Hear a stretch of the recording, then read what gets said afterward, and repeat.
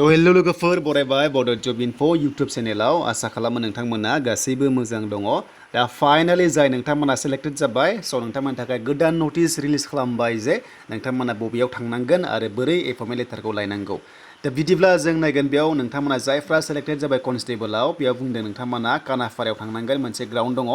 स' नोंथांमोना बे भेटेनारि कानापारा ग्राउन्डआव थांनानै बेयावनो जमा जानांगोन आरो 14 मे जानाय लोगो लोगो नोंथांमोननि एपइन्टमेन्ट लेटारा फैसिगोन बेनो जाबाय नोंथांमोननि टाइमा 9 AM आवहाय नोंथांमोना सहैनांगोन आरो लोगोसे नोंथांमोना बे नटिसखौ नायनोबा बेयाव क्लिक खालामनांगोन PDF फाइल दङ स' नोंथांमोना बेयाव नुनो मोनदों नै बेनो जाबाय जायफ्रा सेलेक्टेड जाबाय नोंथांमोना बेयाव नुदों लेटेस्ट नटिस 14 मे थ' नोंथांमोना 9 AM आवहाय मोनगोन एपइन्टमेन्ट लेटारखौ बेनिफ्राय नोंथांमोननो होनाय जागोन स' बेखायनो नोंथांमोनखौहाय ओरैबायदि खालामगोन जे स' नोंथांमोना जाहाथे खबर लायो SP अफिसाव थ' सिगांनिया SP अफिसाव जमा जानानै बेनिफ्रायनो बासजों लांदोंमोन गभर्नमेन्ट बासजों लांदोंमोन आरो नोंथांमोनखौहाय माखासे इउनिफर्म गानहोनानै लांनाय जादोंमोन जे एपइन्टमेन्ट लेटार नोंथांमोननो डिस्ट्रिबिउट खालामनायाव अके स' नोंथांमोना मा खालामनांगौ दायो SP अफिसाव खबर ला जाहाथे नोंथांमोनखौ लिंहरनो हागौ आरो लिंहरोबा स' नोंथांमोना थांनांगोन लोगोसे नोंथांमोना ओइदिनखालि 14 मे खालि फुङावनो नोंथांमोना थांनांगोन अके आरो लोगोसे आसा खालामो नोंथांमोना बयबो थाङो आरो जायफ्रा फेमिलि थांनो सानदों थ' नोंथांमोना गभर्नमेन्ट बासाव एलाउ गैया स' नोंथांमोना प्राइभेट कार लानानै